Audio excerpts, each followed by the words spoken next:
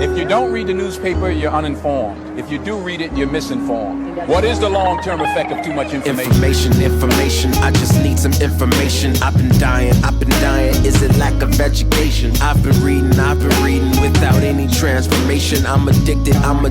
Is it overstimulation? Hey. Welcome to the Sixth Sense. Hear ye, come one, come all. You are listening to the Sixth Sense Report with Joel Nikoloff and Darnell Samuels. Bro, it feels like this one's a long time coming. Really? How so? Well, just the issue's been out there. I would say, the protests have been going on for a little while. And after we did the episode with Sheon and Sho Baraka, I would say is when we started having a conversation about discussing this topic. Which is? No farmers, no food. Or the farmer protests in India. So, sorry, how does this relate to the NSARS episode with Sheon and Sho Baraka? For me, the relationship was that I would like to get somebody who has a on the ground experience or understanding of the issue. So I saw a parallel in how those guys added nuance to our conversation because they either could relate or had family that could be that were in the context. And they're right? Nigerian. Yeah. And so although that's not what we're doing today, I would say my initial thoughts of this conversation would be to get a local perspective. And so that's where the parallel was drawn, although it's obviously the issues are vastly different. But I think it was shortly after that conversation that I have a buddy of mine on Instagram that I was like, hey, do you have he was posting about this back, 6 months ago. And I remember asking him, hey, do you have someone I could potentially talk to about this? Never panned out.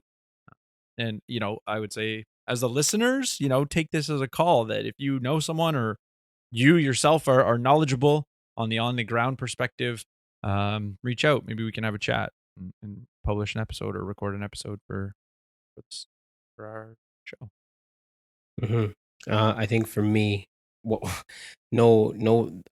way how this topic got introduced to me, no farmers, no food, was I was seeing the sticker. I was seeing the bumper stickers all over the place. And we, I live in Brampton, which has a large Indian population. And so I was seeing these stickers everywhere. And, I love great branding. I love great graphic design. Like my eye naturally just drifts towards well-designed logos and branding. And so when I saw it, I was like, man, this looks like a logo for a sports team. It just looks really cool. And so I was like, no farmers, no food, no farmers, no food. And I was seeing it everywhere. And I was just like, well, what, no farmers, no food. What does that even mean? And so which logo do you comes to mind? I just Googled, and put, there's a bunch? Well, I just see a couple variations. So I'm wondering what you saw that you're like, oh, this looks like a team logo. Cause I see this one with a tractor and sort of a sunrise logo. The one with the tractor. Yeah, no, it's awesome. I love it, actually. It's amazing. Now I'm looking at it again. When you guys are at home, look it up. I'm like, yeah, the branding looks awesome. So kudos to those guys. And so when we of course when we start to look into it, then this is what we're going to do right now. So for the listeners, the direction of our conversation will be about no farmers, no food, of course. What does this have to do with Canadians? What exactly do the bills propose? And what do the bills propose? And what exactly do the bills propose? And what does this no farmers, no food mean? Yeah. So we're just going to be looking at that, and what is this whole thing about? So without further ado, let's get into it. So what does the sticker mean? What would you say the sticker means, Joe? Because I know you looked into it as well. It's I think you said it right. It's branding. There's and I mean, I want to be like, I would say for the listener, I would say, take what I'm saying on this episode as like very analytical. Like I want to look at this from both like positive and the negative. What's what is the legitimate claims or concerns? And then, but also, are those appropriate? Or is that like my question would be, or my position would be, is it potential that the claims they're making are very, I would use the term Compartmentalized. compartmentalized, right? Like Mhm. they're so focused on the individual scenario that maybe the arguments lose perspective on the grand scheme of things. So no farmers, no food sort of implies, well, the farmers are a collective, and without us, you'd have no food. Or and that they're essential. One of the definitions that I found on it was as descendants of India, we write to express our unconditional support for farmers in India as they struggle against a government that seeks to remove their ancestral rights to farm on their lands. The Indian government is saying they don't want to protect farmers by regulating the market. So that's essentially what the no farmers, no food issue is all about. Yeah, and my I would say my smart aleck comment that to go along with the idea of what I said about, looking at a collective. Well, how does this no farmers, no food maybe misrepresent if the position is there's too many farmers? Right? Like if Okay, well, yeah, well, we're gonna get to that. We're gonna get to that in regards to the bill, but no, yeah. but yeah, and yeah, you're right. Like most of what I got to say is getting into that, but my point is more no farmers, no food implies it's an all or nothing. Right? What if this culture or society has too many farmers? How does no farmers, no food represent the nuance if let's say the government's approach to these changes is about reducing the number of farmers because there's too many farmers in our culture. This no farmers, no food doesn't, it sort of would straw man that position. And that's why I said I use the term collective, because to me, this no farmers, no food makes it an all or nothing. It's either go back to the way we did things with the farmers, or you're going to run out of food, right? Or we need to take care of all farmers. And, historically in India, that's been through MSPs, minimum service prices, or maybe service isn't the right word, but minimum prices is essentially what MSPs are. I'll find it before we finish, but the other is through land loans and forgiveness of land loans of small farmers. So I will include or it's called the farm loan waiver. I got an article from 2017 that talks about that. I'll put that in the show notes page. But the point is that, that historical approach has just been maintaining what they've been doing, maintaining the number of farmers, not really looking for any innovation. And the reason why that's sort of important is that this no farmers, no food is, there may be, let's say, certain groups within the farming community that are like, you know what, this is going to hurt us. But maybe there's groups that's going to help. This no farmers, no food just makes it a collective that no matter what, this is bad for all farmers. And maybe that's true. But my point is that no farmers, no food just makes it as a slogan that represents it that way, as opposed to making the argument that this is why it's bad for all farmers. It implies, well, you're going to run out of food, therefore you need to stop hurting farmers. And maybe I'm oversimplifying it, and sure, that's how slogans work. But if you're branding really well, you can sell your argument through your brand. And that's sort of where I think your point about branding is important to understand that, yeah, this is branding. 100% this is branding for a position. It's not actually making an argument,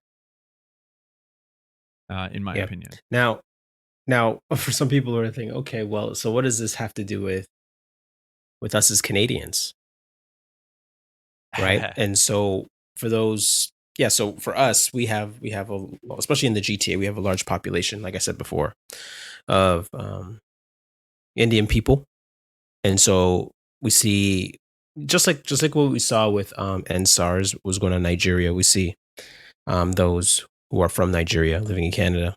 We see them protesting what's going on, and so we see the protesting as well going on. So we see solidarity from the Sikh diaspora in Canada, and so Jacran Sandhu is the director of administration at the World Sikh Organization of Canada, and he said that the protests happening in India are historic, and images from the protests have deeply affected those in the Sikh diaspora in Canada. Right, so we see hundreds rally outside the Indian consulate in solidarity with protesting farmers. And we also see that all three of Canada's major party leaders have spoken out in support of Indian farmers' rights to peacefully protest. Prime Minister Justin Trudeau described the situation as concerning concerning. Right? On November 30th, an event celebrating the birth of the first Sikh guru, he said, Canada has reached out to the Indian authorities to voice those concerns.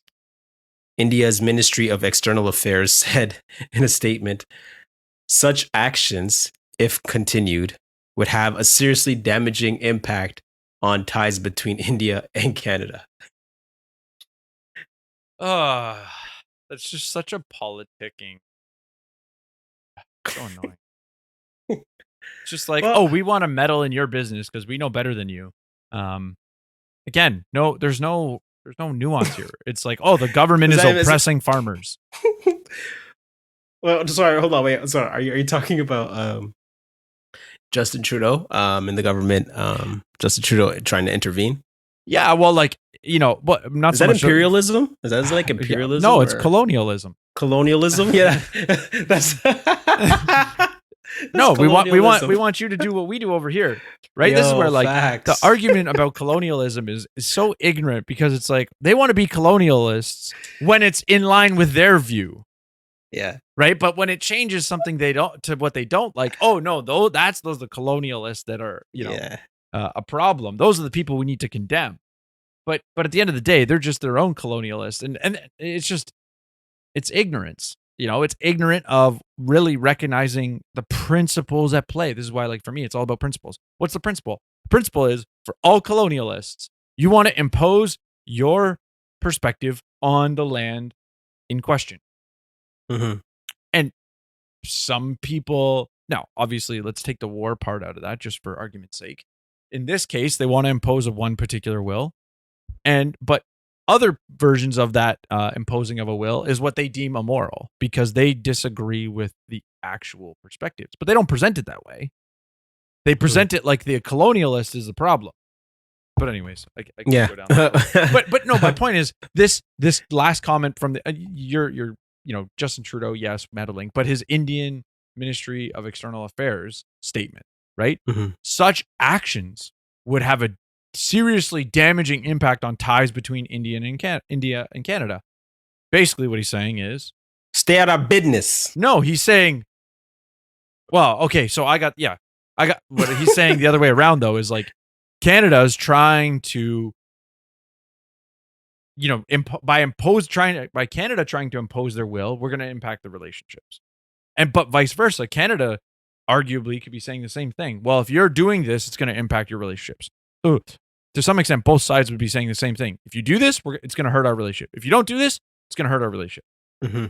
It's kind of silly at the end of the day, right? Like we want them to have a democracy, but if they do what we don't like, then we have a problem with their democracy. Mm-hmm. Well, part of it is, I guess, for us as Canadians, like we also, I guess we can empathize with Canadian Indians in the sense that that they're protesting for their farmers to be protected, and we also have policies protecting our farmers, right? And you've mentioned it before on the show about the dairy farmers and so forth. Yeah, there's sort of I'll put it in the show notes page. I won't talk about it too much. There's two parts that have a parallel to Canada. First is that we had some farm protests in March of 2021. Now this was related to COVID-19. We had tractors from the Norfolk County farmers were doing a tractor protest. I got a CBC article put in the show notes page. But the point is that farmers and government are always in negotiation when you have agricultural boards. Canada is rampant with the agricultural board. I think it came up a number of episodes when we talked about Maxime Bernier with Tim Moen. I think it came up when we talked about NAFTA. It came up because it's not really a free trade agreement; it's a managed trade agreement. And in our managed trade agreement, guess what? Bringing dairy within Canada is exceptionally difficult. Even within Ontario, the amount of dairy we get from Quebec is extremely limited. Most Canadians, it's sort of the seen and the unseen coming into play here. Most Canadians don't realize the limited access we have to dairy products from around the world. Yeah, but hold on. But for the listeners probably thinking, they're like, okay, well, so what? So what? Right? So what? Yeah. Well, the question becomes, well, how do we get limited access? Well, by tariffs. So we're paying a higher price for dairy because we get it from Ontario because Canadian farmers, it costs more to make.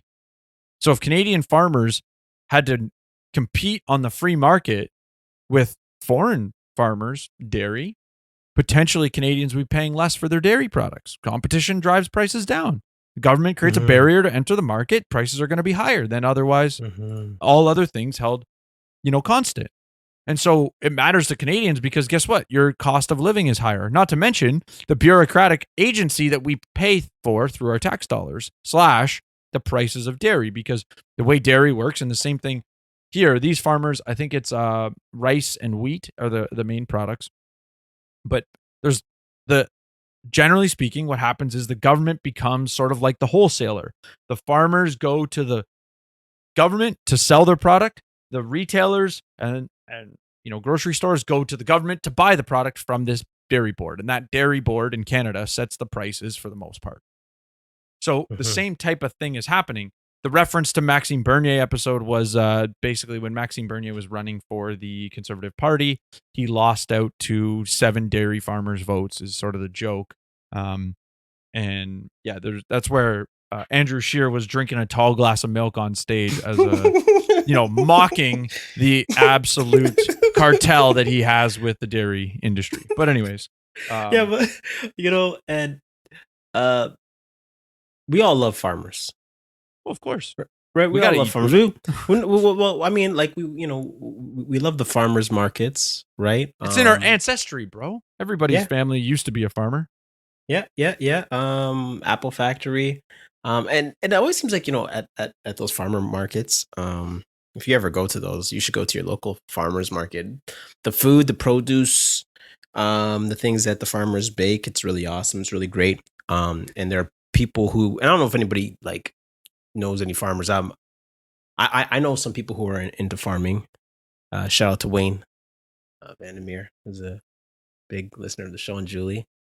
And Wayne and Julie, and so Wayne will when I go visit Wayne will show me a bit about the farming lifestyle, and it's foreign. It's foreign to me, right? I have no idea. I didn't grow up that way. But it's even just think about it from a job perspective. Like, he's a laborer, you're not. Yeah, right? Like when you work, like you're using, not to say you don't use your hands a bit, but like whether it's teaching or other jobs, like you're using your mind. Whereas like his job as a farmer is like, not to say they don't use their mind, but how many hours of the day is just spent being a laborer. Right? Like, I'm assuming a construction worker could relate a little bit more than someone who works at a computer, but still, it's as you were saying, it's a whole nother world. Culture. Yeah, it's a whole nother culture. And the point that I was getting at is just that, that farmers have to earn their keep. Just like we see, about parables in the Bible and about, sowing and reaping and knowing the time of harvest. like it's a make it or break it type of industry. And so what makes it what kind of ruins it is protecting farmers from their failures, right? Protecting farmers from working with efficiency and preciseness, right? Just like in anything in life, right?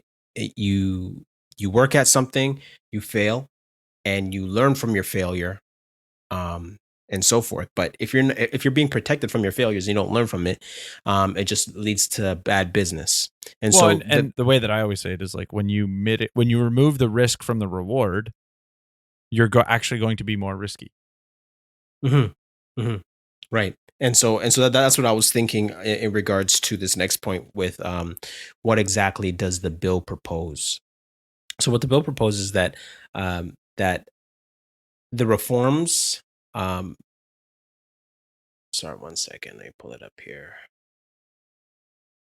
So just for context, technically there was 3 bills passed.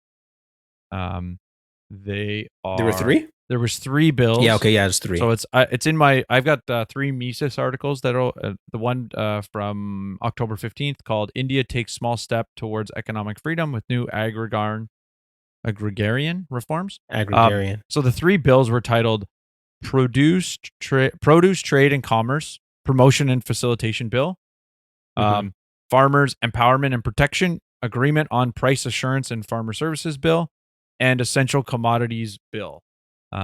Okay. So they're in sequence, but anyways, I'm not sure which one particularly you're going to reference, but it was more so a summary of all 3. So the reforms loosened rules around the sale, pricing, and storage of farmer produced rules that have protected India's farmers from the free market for decades. So one of the biggest changes is that farmers will be allowed to sell their produce at a market price directly to private players. So mark that down, Joel, and to make sure we hit that point, what that actually means. And then the agricultural businesses, so supermarket chains and online grocers, most Indian farmers currently sell the majority of their produce at government-controlled wholesale markets, or mandis, M-A-N-D-I-S, mandis, at assured floor prices. So the reforms, at least on paper, give farmers the option of selling outside of this so-called mandis system. Yeah, and that's where, it's like the terminology you said, like protect farmers, right, from the free market, like the boogeyman, right? Like where were you reading that from an article? I'm curious who the company was, or the That said news what? organization that used the terminology of protecting farmers from the free market for decades. Check here. But yeah, go ahead. Let me find the source. So, but the point is, right, like that's a very loaded language, right? To say that just to even say, protecting from the free market, right? And so, as you were talking, the one thing that I sort of mentioned in Canada, agricultural boards, and the idea of the farmers coming to the board to sell. Yeah, there's a if I wanted to steelman those arguments, why should we do this, right? There's a argument being that without food, food is a national interest, even from a strategic war perspective, right? If you can't feed your populace, your country is going to be in high risk of whether it be, destroyed or just imploding on itself, because your population is going to die off from starvation and whatnot. So there's sort of an argument from a national interest perspective that farming needs to be protected by the government in order to preserve, let's say life or the well-being of the governmental or / country's existence. So, and to some extent, it's not an unreasonable argument. The question of, is it actually make a difference, though, is obviously not something that government generally evaluates. They go, well, we can argue it's motivated well, so we can implement these policies because we've got good motivations, and the people will go along with it. So, Yeah. As I said, the terminology of protecting from the free market is interesting. I'm curious, who or what the let's say the political leanings of the authors are, to word it that way, because the Mises articles that I'm going to put in the show notes page, as well as some other ones, really refer to this as a more laissez-faire reform. So rather than having, I'm sorry. What is laissez-faire? so laissez-faire being the concept of think of lazy. I know that's a horrible, but the idea is that the government takes a lazy approach. I only use it because, let's say, audibly, it sort of sounds similar. The laissez-faire is like a French term. Look it up, but essentially, it's a very hands-off governmental approach. And so the idea is that government has been deeply embedded in farming in India for a very, very long time. The question is it actually effective? Has it, and effective at what? Right? And we won't just go there just yet, but there's an article that I do want to talk about from 2017 in Fee, but the punchline is, in developed countries, on average, about 4% of the workforce is employed in agriculture. In the US, only 2% work in agriculture. Compare with India, what percentage do you think works in agriculture? 50%. That's a lot. 50% of the people in India work in agriculture. Yeah, it says a lot. It says a lot about the condition of their economy and what and how their industry functions. Well, and tell me one developed nation that the majority of the population works in agriculture. None. Right? Why is that? Well, the very socialist, left-leaning approach would say, well, they haven't been able to make enough money, or it's because the government or big corporations, whatever, right? Like, you blame other people. But from an economics perspective, the idea is that you're not applying the concept of specialization, right? So there's actually the argument in this Fee article, and I'll pull back so we can go back to the issue before jumping into this a little bit more, is that there's actually too many farmers because they can't leave the industry and they can't do something else due to the barriers in the industry or the barriers to leave the industry. So, anyways, coming back to what you were saying about the bills before I go down that a little bit more. I was gonna say that the number, the 50% number, isn't it's deceptive, because even just from the research I've been looking at, those numbers are inflated, like you said, because of policies, right? Those intended, unintended consequences that's abnormally high for any country, and it's unsafe. It's unreasonable to say, okay, well, it's 2021. Why are you still? How do you have so many people in the farming industry? And they're like, oh, well, it's India, and they don't have much resources. But because the government is, in a sense, insulating, protecting farmers, it gives more people incentive to go into farming, because it is a safe place to go and make money. Yeah, for an entrepreneur, when you have a safe option, is that essentially you're forcing your populace to be risk adverse. But we know we need entrepreneurs to drive innovation and change. You need to take a risk if you want to, let's say, scale out of that industry.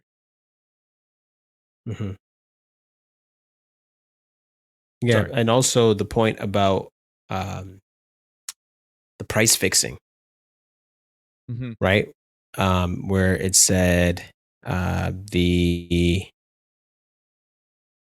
floor prices, the assured floor prices, and the price fixing, and how that the government isn't allowing the value of the food to reflect its true value, right? It's true price, because the government has inflated it and is protected and is setting a set goal for what the prices should be. So for people at home who are thinking, like, imagine, you're a baker and you bake a cake, and you know how much it costs for you to bake the cake. And so the what it costs you, then you can properly calculate the price of what that cake's going to cost, which, let's say it costs you $50 to make the cake.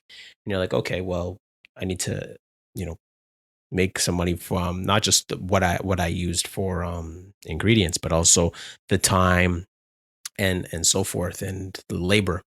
So you say, okay, well, costs me $50. All right, I'm going to charge 75. And then someone else comes along and says, hey, you know what? To make it affordable for everybody, let's put it at 45. Let's put it at $45. Right. So at that point, you're not getting the farmers, and even the economy is not functioning at its true at its true value. Well, and that's, that I would say to some extent that might be difficult for the audience to perceive. But again, I would say this is just another example of the government having a hammer and everything is a nail, right? So again, the reason, why do I call it that? Why do I say that? Because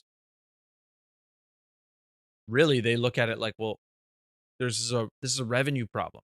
The hammer is, government either regulates or gives people more money, right? Like those are basically this oversimplification of what the government can do.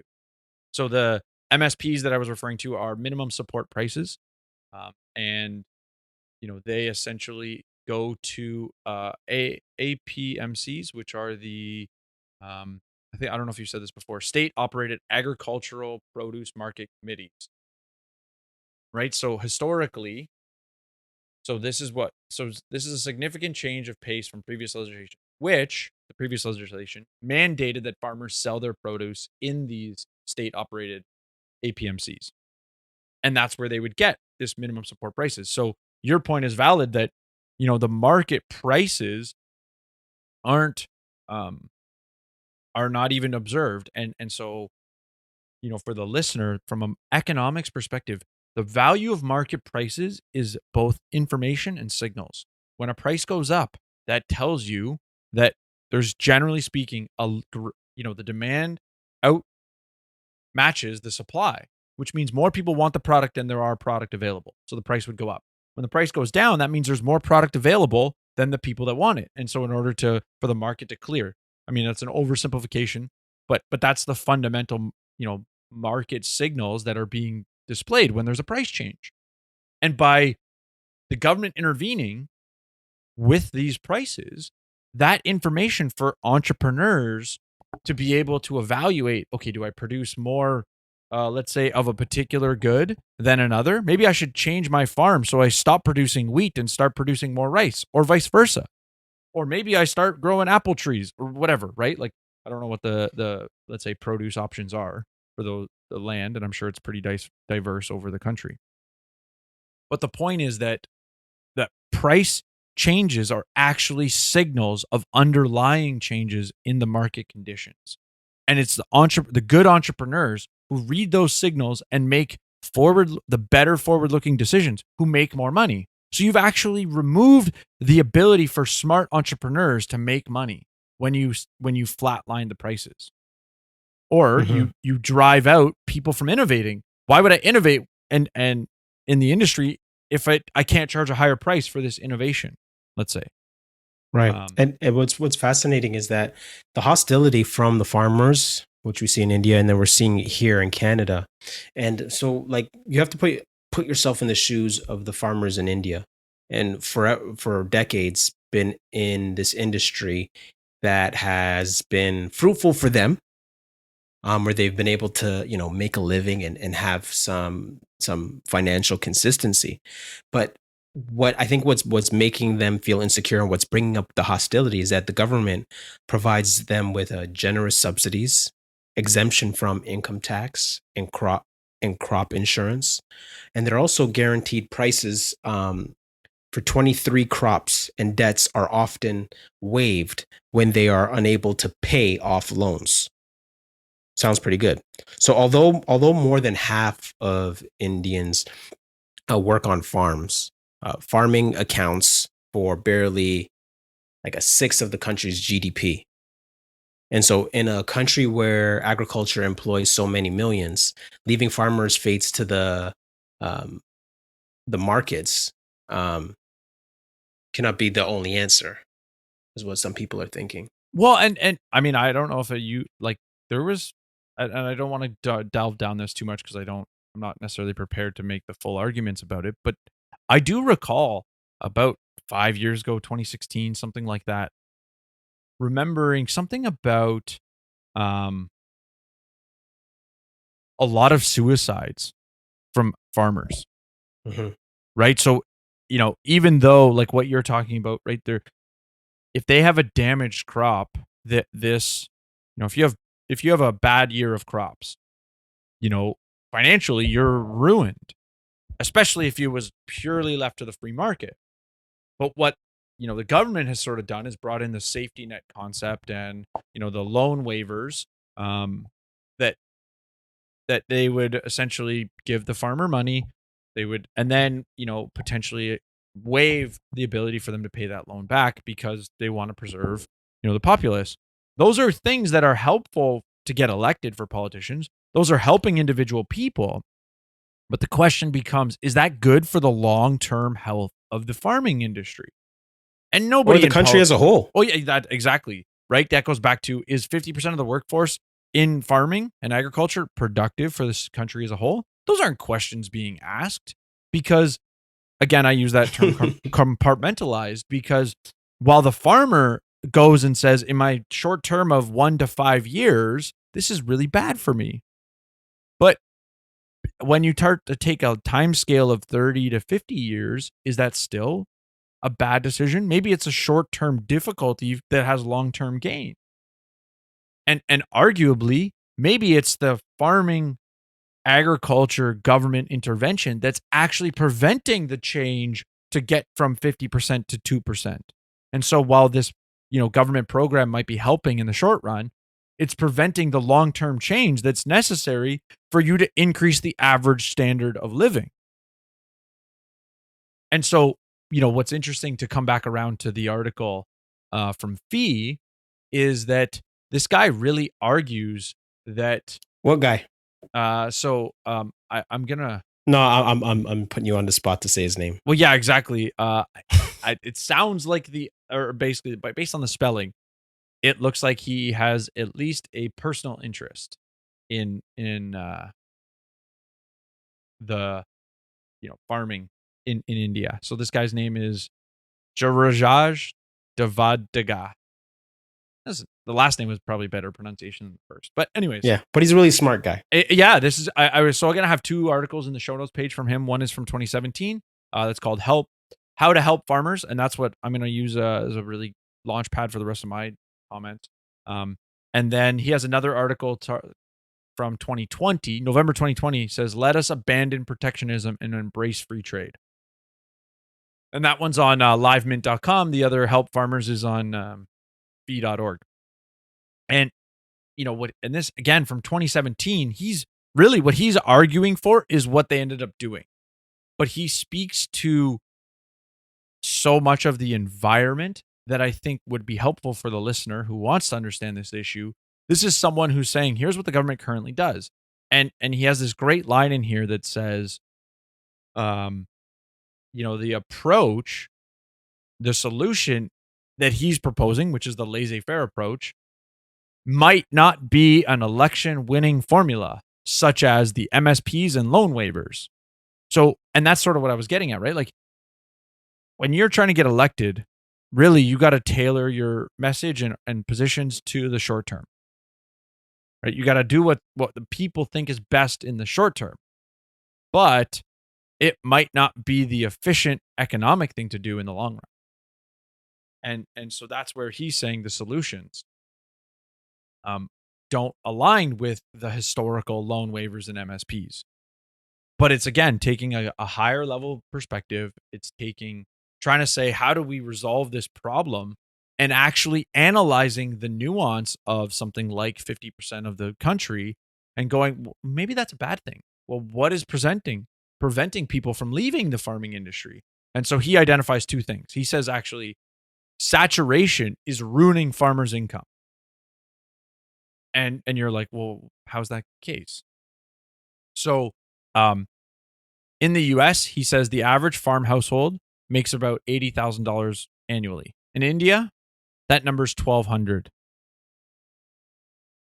So and then he asked the question, how does having too many farmers impact farm income? And in essence, it's the concept of economies of scale. You become more efficient as you scale up your operation. And you might say, well, why can't they do that? Well, there are some high levels of regulation within the country that prevent this. The first is if you were trying to sell your land, you can only sell it to other farmers. But there are also land ceilings which limit the amount of land a single farmer can own.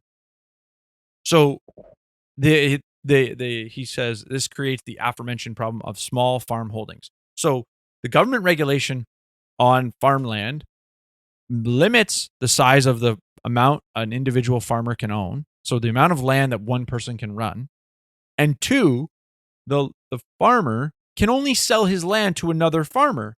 So if my land has increased its value for something other than farming, I can't reap the value of that land because I can only sell it to someone else who's a farmer. Now, if a farmer wants to sell his land, and this article says, to an industrialist, he needs government permission, which is difficult and costly to obtain. So the government has created a barrier to exit the market. And so this is where this article is so great at identifying that, if you look at the current environment, what the government was doing was perpetuating this problem of low-income farming. And the solutions he was proposing in 2017 is what the government's taking on, which is a laissez-faire approach. Let's remove government agricultural boards, or at least limit them, so that the free market can flourish. Now, I would say, as to wrap that point up, you've removed the agricultural board, which I would argue removes a power vacuum, or creates a power vacuum. And I would have concern that now government is going to partner with corporate entities to potentially, to the detriment of the individual farmers. So I would still be worried about cronyism and crony capitalism as a secondary thing the government does in response to these changes. But these changes in and of themselves, I think, are very good and could lead to some long-term benefits. And that's where I think having some perspective from someone locally might give us some nuance to our perspectives. But I think this article, to me, was very, very informative. And maybe we'll get, be blessed if we can bring this guy on the show and try to get him to maybe give an update on this article and what he really thinks of these changes. Mm-hmm, mm-hmm. So what would you say? What's your 2 cents on this issue? I think this is an issue that, like almost every issue in today's society, gets turned into a left-right. Are you on the morally motivated side?